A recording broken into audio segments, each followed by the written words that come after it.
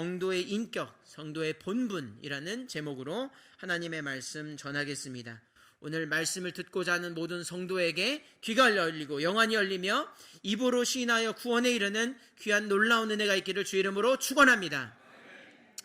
우리는 계속해서 이 성도의 초대교회 역사, 지난주에는 안디옥 교회 역사를 살펴보았습니다. 바나바의 인격, 그것이 어떻게 성도의 수를 더하게 되었는지, 사실 오늘은 그 자세한 사항에 대해서 어떤 영향이 있었고 그것은 어떻게 성도의 본분으로서 나타났는지 우리가 살펴보고 은혜를 나누려고 합니다. 그 전에 조금 더 배경을 살펴보면 오늘 사도들 중에서, 예수님의 12 사도들 중에서 첫 순교자가 나오는 것을 볼 수 있습니다. 오늘 본문은 그것으로 포문을 열고 있습니다. 그는 누구냐 하면 세베대 아들 야고보입니다. 야고보가 두 명이 있는데 그 세베대 아들 야고보이죠. 이 야고보를 참수한 본문의 헤롯은 사실은 세례 요한을 죽인 참수한 헤롯과 다릅니다. 그런데 같아요. 다르면서 같습니다. 왜냐하면 이 헤롯은 이름이 헤롯 아그리파 1세고 세례 요한을 죽인 헤롯은 할아버지예요. 그러니까 같은 헤롯이죠. 같은 헤롯가고 자신의 할아버지가 세례 요한을 죽였고 이 헤롯은 야고보를 죽이는 것을 볼 수 있습니다. 우리가 중요한 것을 두 가지 알 수 있는데, 첫 번째로는 인생은 보고 배우는 것이 그 사람이 돼요. 그 사람이 됩니다. 그러나 우리가 믿는 것은 가계 저주란 건 없다는 거예요. 성경에 그런 말은 직접적으로 있지 않아요. 물론 원죄가 있긴 하지만 그것을 뛰어넘는 것은 예수님의 은혜인 줄로 믿습니다. 근데 중요한 게 뭐냐? 그러니까 보고 배우는 건 있다 이 말이에요. 보고 배우는 것. 우리 집에서. 그래서 크리스천 에듀케이션이 그렇게 중요한 것이죠. 교육이 오늘도 우리가 연합으로 예배 드리고 있습니다. 너무 귀한 시간이에요. 한국말이 조금은 소통이 어렵고 해도 주의 말씀은 동일합니다. 이 말씀이 우리 아이들에게 심겨져야 되겠어요. 우리 아이들이 저가 가장 걱정하는 건 제 나쁜 것을 보고 배울까 봐입니다. 그거 좀 잊어버렸으면 좋겠어요. 근데 인생이 어떻게 그렇게 되나요? 중요한 건 뭡니까? 성령 받아서 정말 내 인격이 변화되면 아이의 인격은 하나님이 책임져 주시는 거예요. 보고 배우는 게 성령이기 때문에 그렇습니다. 애석하게도 오늘 헤롯은 보고 배운 게 사람들 죽이고, 그렇죠? 사람들 어렵게 하고. 세상은 그런 거예요. 세상은 그런 거예요. 여러분, 교회 가운데로 인도해야 되는 줄로 믿습니다.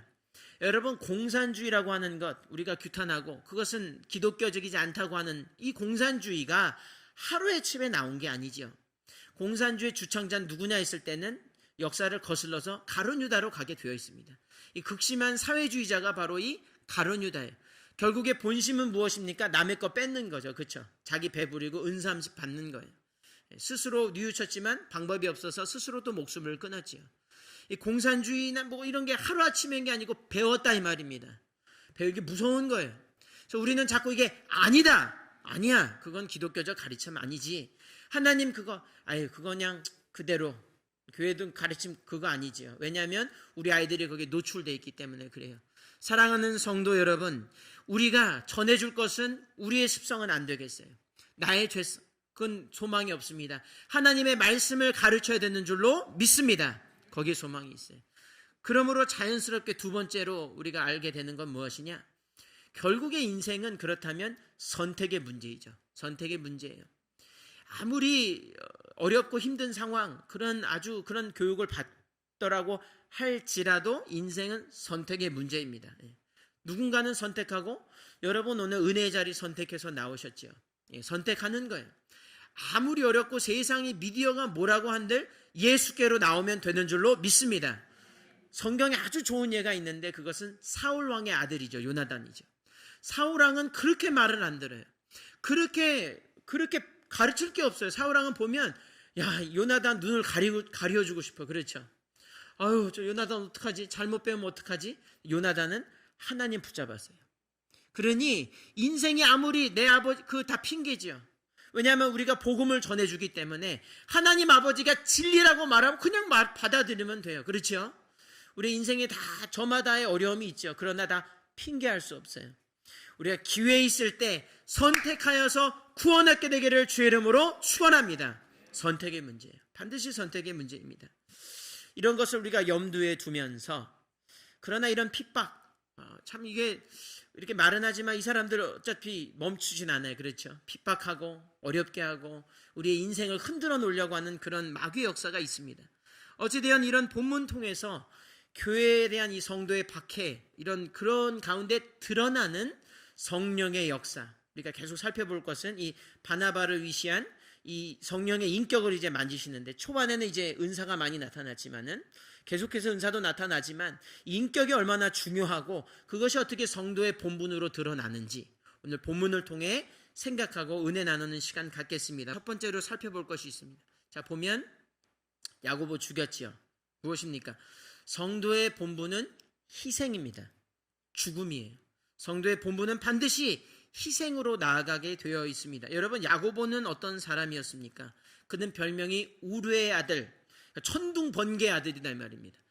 아주 성격이 보통이 아니었어요. 막 불같이 엄청나게 토해내고 혈기 있던 사람이에요. 그래서 주님이 어려움 처했을 때 저 천군 천사 데려다 불로 멸하심이 어떠나 막 이랬어요. 주님이 그건 아니다고. 어쨌든 그런 혈기가 있었어요. 나름 열심히 있었고 방법과 수단이 있던 사람이 없던 사람이 아니에요. 그리고 이 사람 보니까 있는 집에서 자라난 것 같습니다. 왜냐하면 예수님이 세베대 아들 요한과 야고보 부를 때 그물을 깃고 있었을 때, 어부였었을 때 거기 보면 아버지와 품꾼들을 버리고 쫓았다 그랬어요.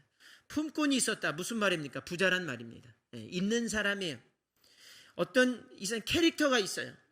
이게 분명한 특징이 있는 사람이에요. 능력도 있고 어떻게 할 수 있는 그런 기질도 있던 사람이에요.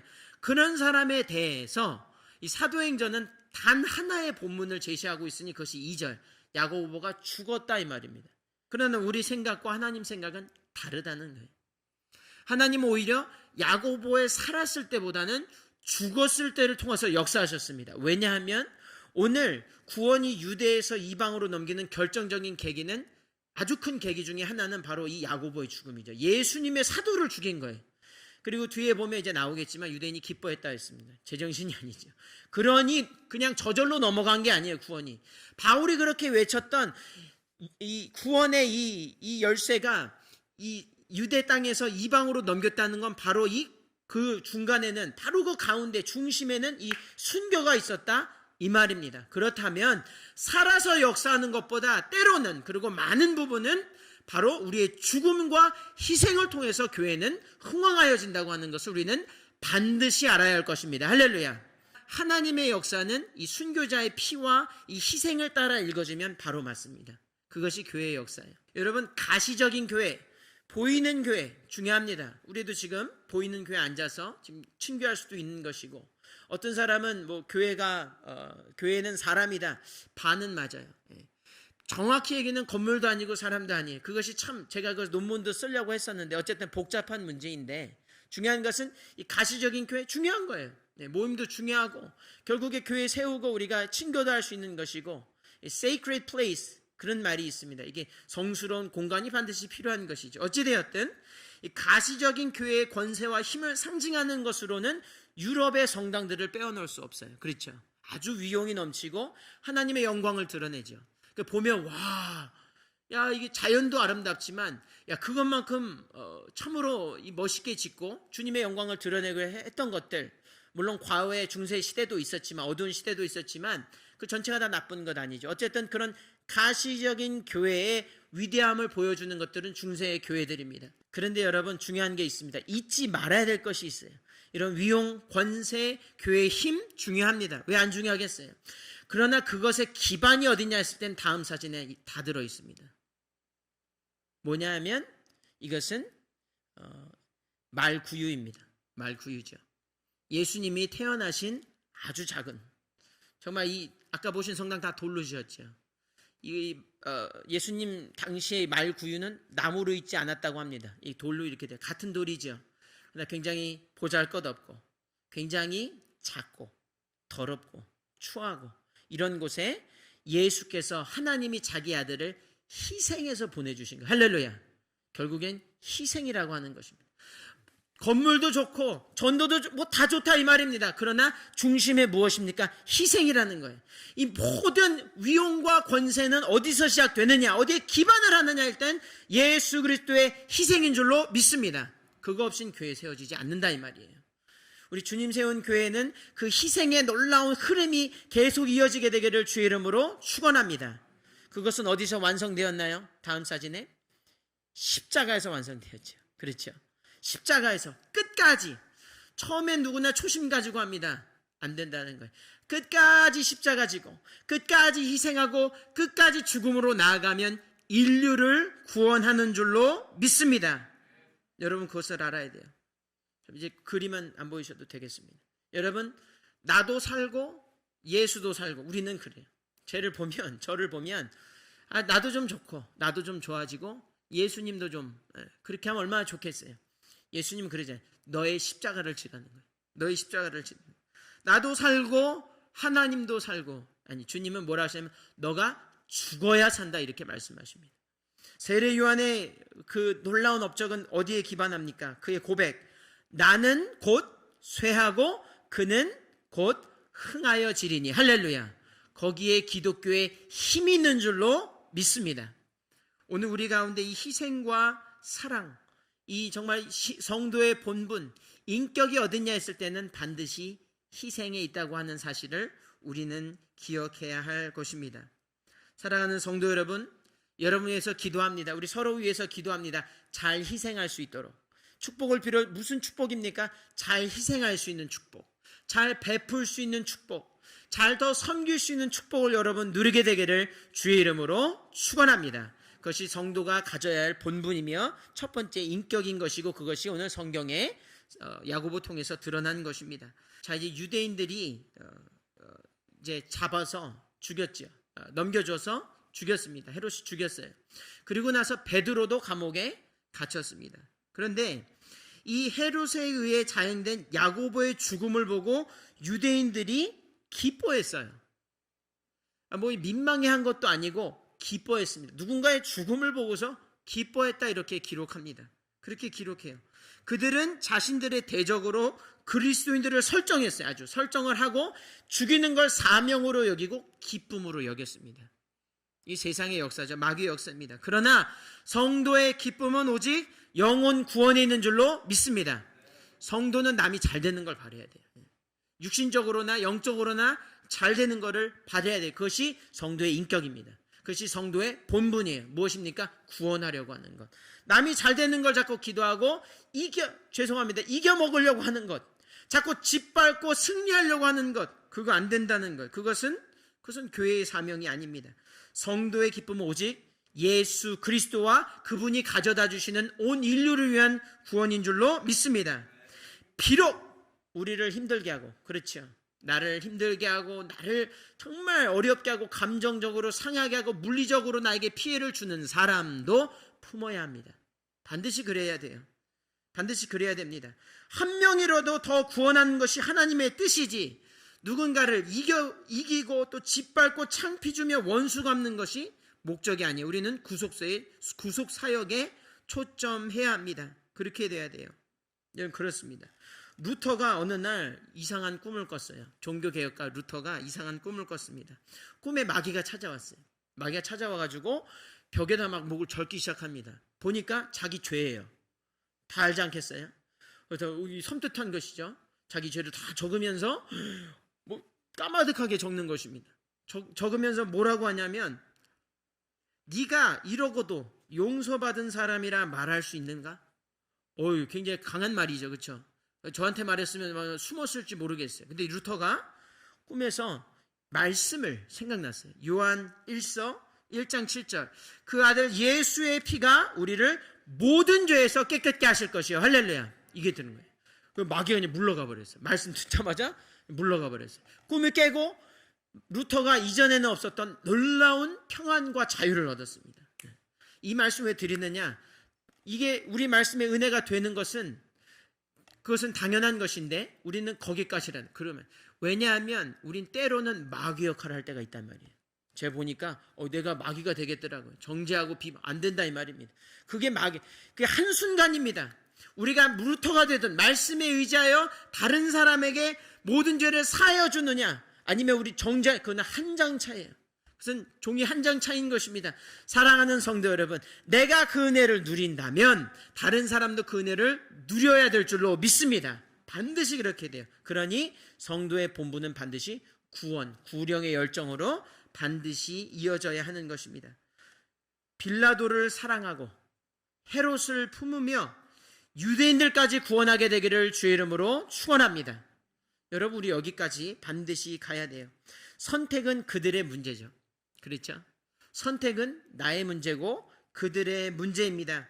우리는 때를 얻든지 못 얻든지 은혜의 보좌 앞에 담대히 나아가 복음을 전해야 되는 줄로 믿습니다.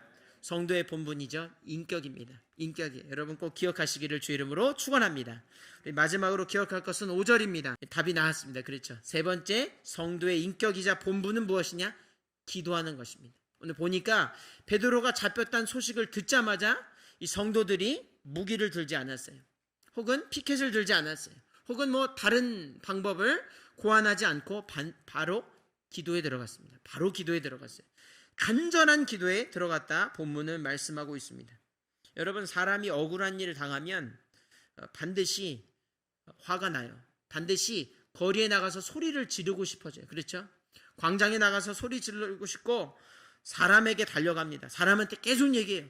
그 사람은 아무 상관도 없는데 가서 막 말하고 싶은 거예요. 나의 억울함, 나의 어려움, 나의 참 이거 해결할 수 없는 물을 막 사람한테.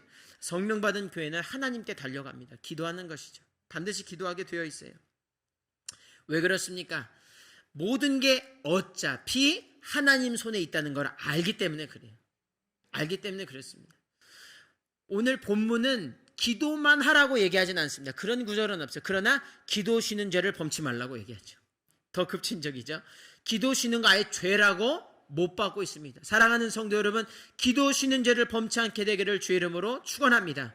문제가 있으면 화도 낼 수 있겠죠. 왜? 우리 인간이니까 여러 가지 방도도 생각해 보겠죠. 저도 그렇게 하니까요. 그러나 가장 중요한 것이 뭐냐 했을 땐 기도하는 것입니다. 왜냐하면 하나님이 그 열쇠를 가지고 계시기 때문에 그렇습니다. 우린 반드시 그것을 알아야 돼요.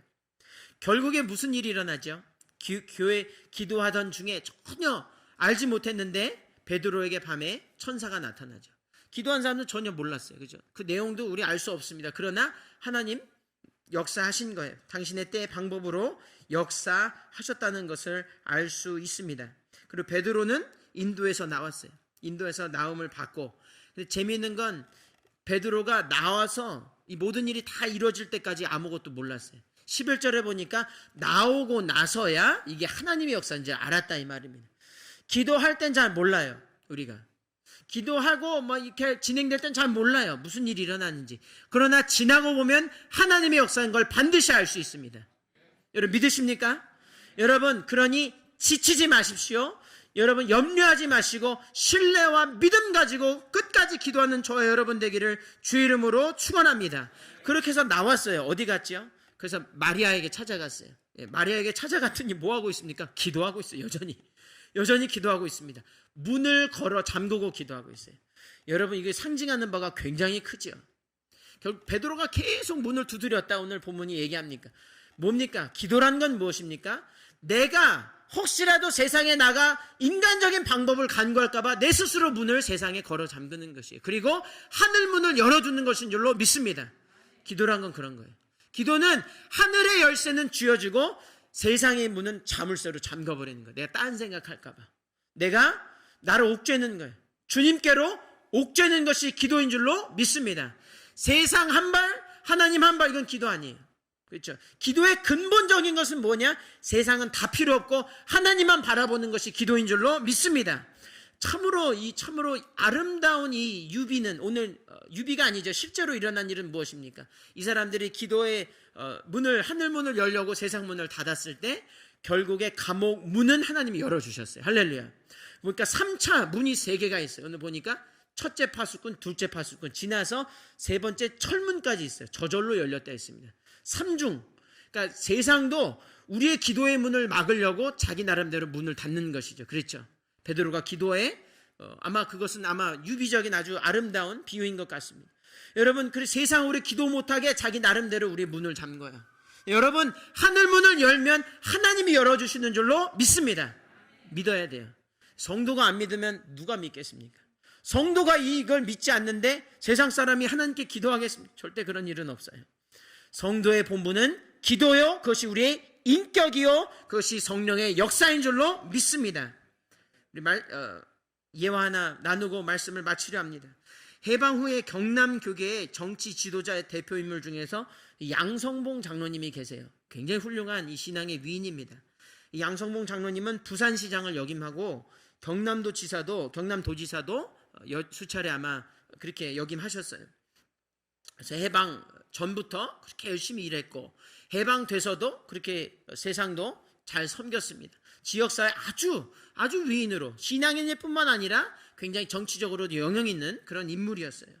영향을 끼쳤는데 그의 리더십에 대한 미담들이 많이 있습니다. 그런데 그 중에 가장 두드러진 것, 우리가 신앙인으로서 배울 것은 한국전쟁 당시에 일어났어요. 한국전쟁 당시에 있었던 일입니다. 인민군의 침략으로 대구와 경남을 일부를 제외한 전 국토가 이제 공산당에 치하해서 아주 위태롭게 되었죠. 여러분 잘 아시는 낙동강 전투를 바라보면서 8월에 그렇게 있었어요. 근데 이제 부산만 남았는데, 그 지역만, 경남 일대만 남았는데, 여러분 그런 상황 되면 여러분 뭐 하시겠어요? 저는 뗏목을 만들 것 같아요. 제주도로 도망가거나. 저는 그럴 것 같아요. 제 애들 살려야 되죠. 제 자식 먹여 살려야 되니까 살아는 돼야 되잖아요. 제가 뭐 그럴 것 같아요. 죄송합니다. 저는 그런 사람이에요. 그런데 이분이 뭘 했느냐? 이분 기도회를 열었어요. 굉장한 사람이죠. 여러분 이 소름이 돋는 거예요. 여러분 이 사람이 정치인이었기 때문에 정치적으로 왜 영향력을 시도해보지 않았을 수 있겠어요. 그렇죠? 당시 이승만 대통령도 친했기 때문에 정치적으로 뭐 예를 들어서 뭐 일본에 가든지 아니면 뭐 미국에 가든지 뭘 해도 아마 충분히 그렇게 할 수 있는 사람이죠. 그런 관심이 없어요. 이 사람은 뭘 했느냐? 장로님이셨는데 교육자들을 모아요. 교육자가 부끄러워지는 거예요. 제가 교육자 250명을 모읍니다. 어디다 모으냐? 자기 본교회 초량교회 모아서 거기서 거처를 마련해주고 뭘 하게 하느냐? 예배드리게, 기도하게 하고. 할렐루야. 여러분 여기까지 나가야 되는 줄로 믿습니다.